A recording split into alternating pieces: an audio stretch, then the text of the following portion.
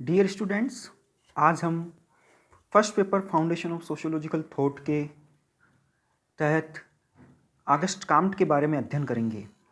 August Comte, जिनको father of sociology भी कहा जाता है, यानी कि समाजशास्त्र के पिता, समाजशास्त्र के जनक। आज हम इस अध्याय में काम्ट का जीवन परिचय, काम्ट की प्रमुख रचनाएं या पुस्तकें, समाजशास्त्र के क्षेत्र में काम्ट का योगदान, चिंतन की 3 अवस्थाएं और प्रत्यक्षवाद के बारे में अध्ययन करेंगे। सबसे पहले हम काम्ट के जीवन परिचय के बारे में पढ़ते हैं। ऑगस्ट काम्ट एक फ्रांसीसी समाजशास्त्री थे। काम्ट को समाजशास्त्र का जनक भी कहा जाता है। ऑगस्ट काम्ट को समाजशास्त्र का पिता कहा जाता है। ऑगस्ट काम्ट को समाजशास्त्र का पितामह कहा जाता है। ऑगस्ट काम्ट को समाजशास्त्र का जनक कहा जाता है क्योंकि इन्होंने एक पृथक विषय के रूप में समाजशास्त्र की स्थापना की थी।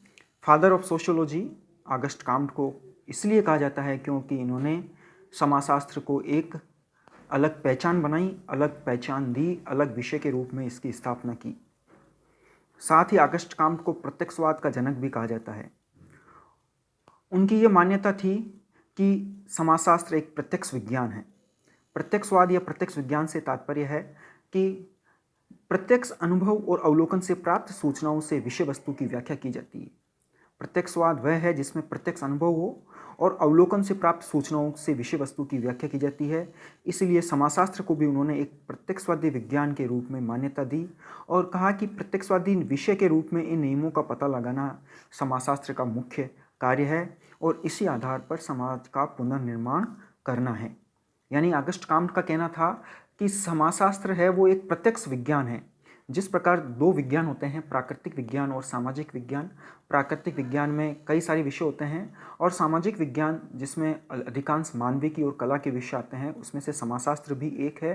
तो उनका कहना था कि जिस प्रकार प्राकृतिक जो विषय है वो विज्ञान है, उसी प्रकार ये समाज का जो विषय है समाजशास्त्र, ये भी अपने आप में एक विज्ञान है क्योंकि ये वैज्ञानिक पद्धति का पालन करता है, वैज्ञानिक पद्धति को फॉलो करता है और प्रत्यक्षवाद का पालन भी ये करता है। प्रत्यक्षवाद का मतलब प्रत्यक्ष अनुभव और अवलोकन के द्वारा इसमें सूचनाएं प्राप्त की जाती है।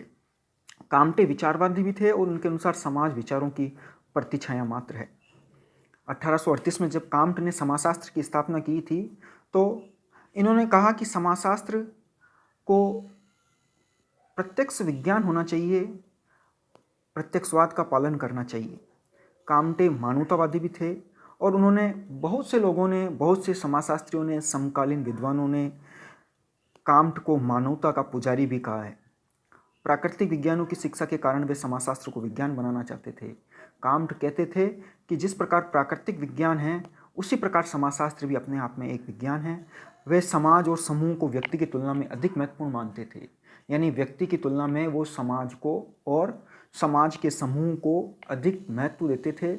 उनका कहना था कि समाज के सामने व्यक्ति गौण है। साथ ही उन्होंने परिवार को भी अधिक महत्व दिया और कहा कि परिवार संवेदनापूर्ण संबंधों का स्रोत है। उन्हीं समकालीन समाजशास्त्री हर्बर्ट स्पेंसर से उनके विचार एकदम इस प्रकार भिन्न हैं क्योंकि स्पेंसर व्यक्ति को महत्व देते हैं। हर्बर्ट स्पेंसर समाज की तुलना में व्यक्ति को महत्व देते हैं। वे व्यक्तिवाद के समर्थक हैं। वे व्यक्तिगत स्वतंत्रता तथा संपूर्ण तथा स्वतंत्र प्रतियोगिता के समर्थक थे। काम्टे ने संभवतः इसी कारण से सामाजिक उद्विकास की धारणा को स्वीकार किया। समाजशास्त्र को वो एक वैज्ञानिक धर्म भी कहते थे। अब थोड़ा बहुत काम्ट के बारे में पढ़ेंगे हम कि काम्ट का जन्म फ्रांस में 19 जनवरी 1798 में हुआ था। काम्ट का जो जन्म है वो फ्रांस का एक शहर है मोंटप्लियर, वहाँ पर हुआ था।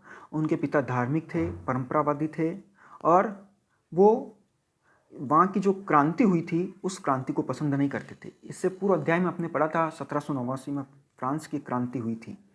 उस फ्रांस की क्रांति को इसके पिता पसंद नहीं करते थे क्योंकि वो परंपरावादी थे, धार्मिक थे।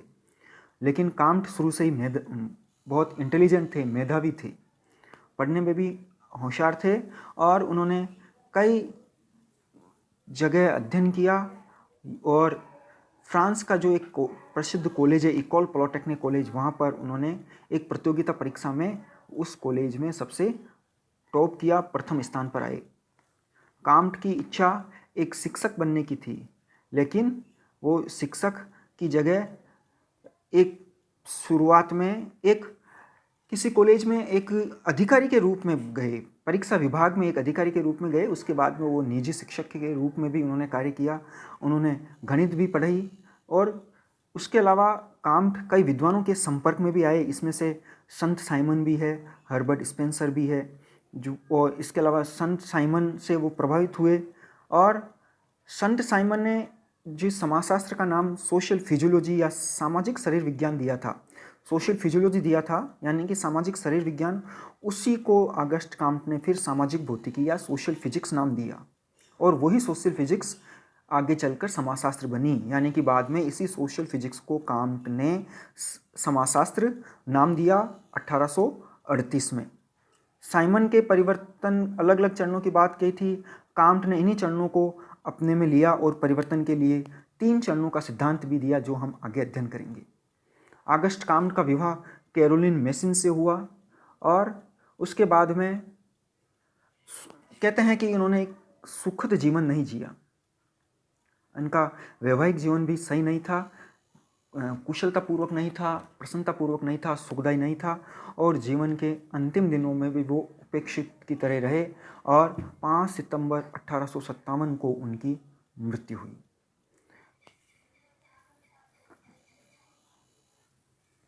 काम्ट की प्रमुख रचनाएं, काम्ट की प्रमुख पुस्तकें कौन कौन सी है जिनकी उन्होंने रचना की? The course of positivist philosophy, positive polity, discourse of the positive spirit और रिलीजन ऑफ ह्यूमैनिटी। समाजशास्त्र के क्षेत्र में काम्ट के क्या क्या योगदान थे? वो है, पहला, समाजशास्त्र एक नवीन विज्ञान है। हमने पहले भी देखा कि उन्होंने समाजशास्त्र को एक विज्ञान कहा है और उन्होंने कहा कि ये एक नवीन विज्ञान है। चिंतन की 3 अवस्थाओं का नियम दिया जो आगे हम अध्ययन करेंगे। सामाजिक विज्ञानों का वर्गीकरण और उनका संस्करण दिया। सामाजिक स्थिति विज्ञान और सामाजिक गति विज्ञान बताई उन्होंने कि जो सामाजिक विज्ञान है वो 2 प्रकार की है, एक स्थिति विज्ञान है जो स्थिर है और एक गति विज्ञान है जो परिवर्तित होती रहती है। 5वां मानवता का धर्म दिया और 6ठा प्रत्यक्षवाद दिया। प्रत्यक्षवाद का भी आगे हम अध्ययन करेंगे, यानी चिंतन की 3 अवस्थाओं का नियम और प्रत्यक्षवाद का अध्ययन हम अगली स्लाइड में करेंगे। Thank you.